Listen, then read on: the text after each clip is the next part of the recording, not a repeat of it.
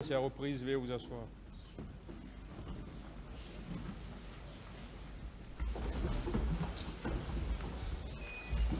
Ministère public contre M. C.C. Raphaël Abba et plusieurs autres. M. Marcel Guilavogui.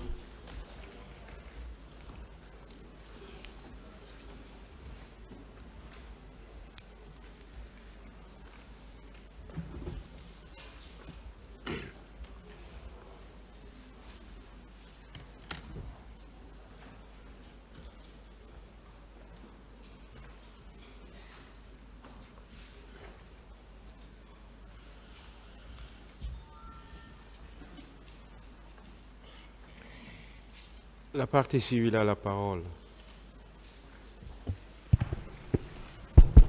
Je vous remercie, Monsieur le Président. Honorable assesseur, de me donner la parole pour poser quelques questions à Monsieur Marcel Guilavogui pour son deuxième passage à la barre. Monsieur Marcel, je voudrais commencer par une question toute simple. Quelle est la réelle motivation pour votre deuxième passage à cette barre? Quelle est la réelle motivation?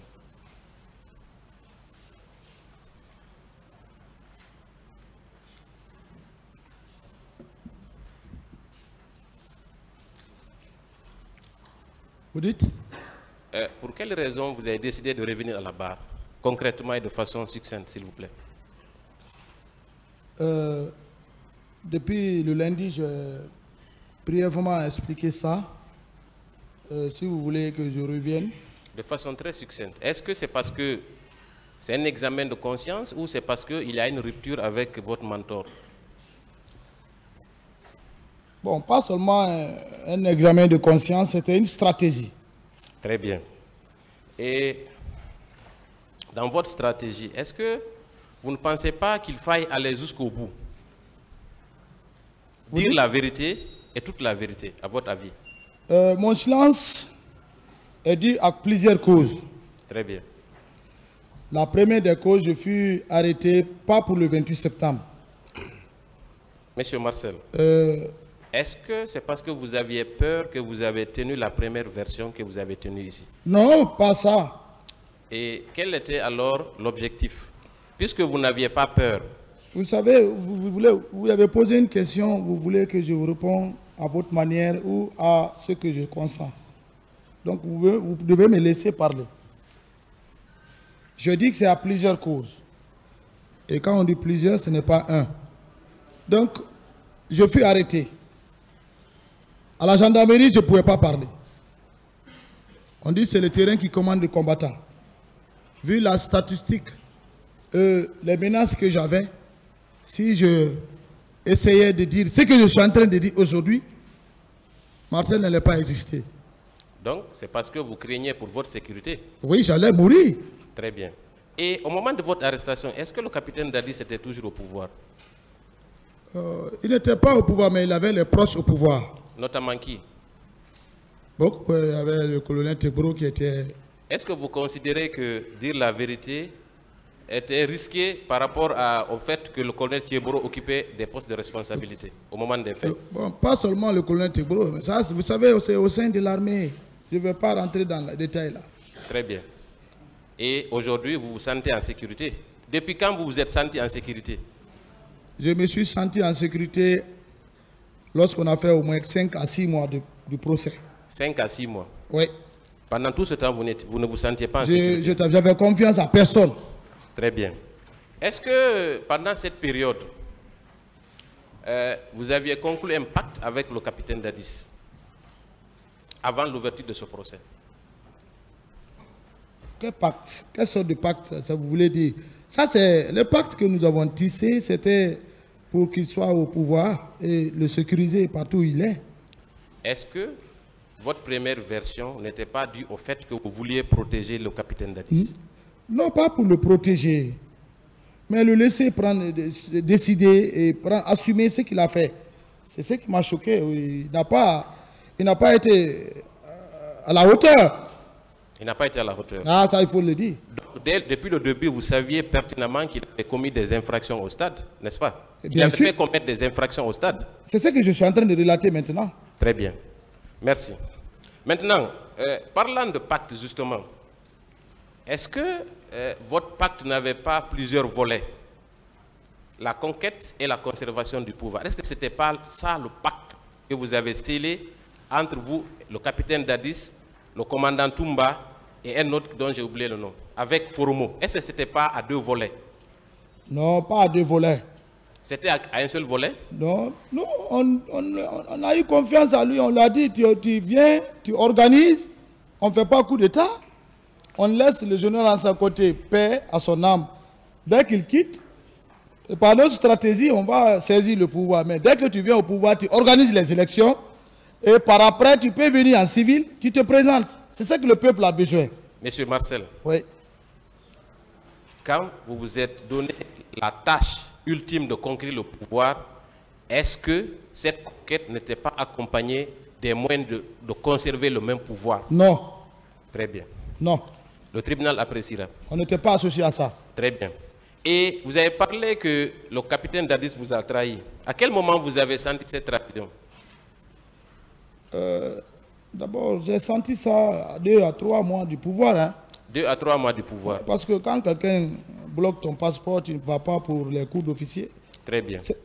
Il n'est pas admis à n'importe qui pour aller à l'Union soviétique, pour les cours d'officier, et surtout au niveau du char. Est-ce que vous vous sentiez exclu dans l'entourage, en tout cas dans le dispositif au niveau de la présidence? Vous savez, il avait un programme personnel, il décidait tout, il faisait tout à son niveau.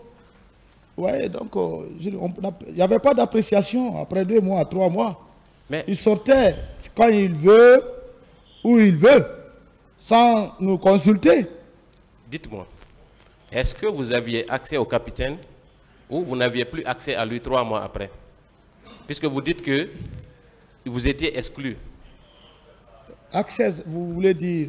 si quelqu'un qui a accès à un président de la République dans sa propre chambre, est-ce qu'il est logique de déclarer ici que vous étiez exclu dans son entourage? Est-ce que c'est logique? Vous savez, c'est stratégique militaire. Vous êtes civil. Voilà, c'est stratégique militaire. Vous qualifiez le mot exclu, c'est comme s'il ne veut plus te voir. Non, c'est une stratégie. Quelqu'un qui ne veut Par plus... exemple, quand vous sortez, si vous consultez la personne, là, il se sent à l'aise. Et dites-moi, vous confirmez quand même qu'à chaque fois que vous aviez besoin du capitaine, vous pouvez accéder même dans sa chambre, oui ou non? Mais bien sûr. Très bien, on va poursuivre. Et à cette époque, vous aviez quel grade à la prise du pouvoir? Ah, la prise de pouvoir, le grade caporal-chef. Caporal-chef. Oui. Un caporal qui a la possibilité... Pas un caporal, caporal-chef. Caporal-chef, autant pour moi, excusez-moi.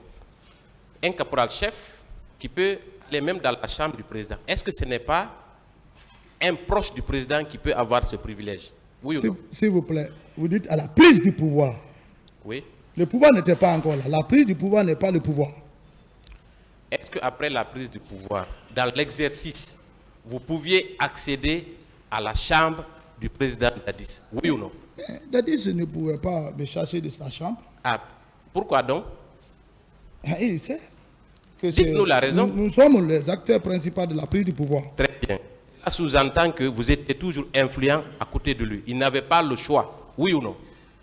Pas influent, mais un homme important. Très bien. Donc, ce qui signifie que vous étiez toujours dans le cercle restreint. Non. Contradiction. Non, pas ça. Vous voulez analyser. On continue, M. Marcel. Voilà. Vous voulez analyser d'une façon pragmatique de votre part. Mais le tribunal qui est là nous observe tous. Très bien. Okay. On va continuer. Et est-ce que vous pensez sérieusement qu'un caporal-chef qui déclare ici à cette barre, il n'avait pas le choix parce que je suis important. Est-ce que vous pensez qu'on peut vous croire que vous n'étiez pas dans le cercle restreint du capitaine Dadis?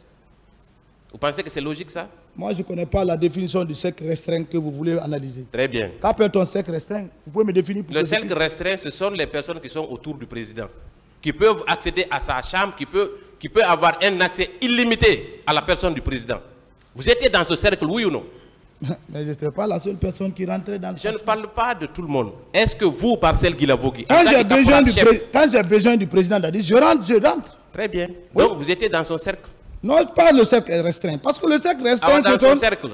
Hein? Dans son cercle. Nous étions de la présidence. Très bien. Et vous êtes resté à la présidence jusqu'à votre arrestation, oui ou non? On ne m'a pas arrêté à la présidence. Vous êtes resté en fonction à la présidence Non. jusqu'au départ du président Dadis, oui ou non? Vous n'êtes pas resté à la présidence jusqu'au 3 décembre, M. Marcel? Bien sûr. Très bien. Donc vous étiez dans son cercle.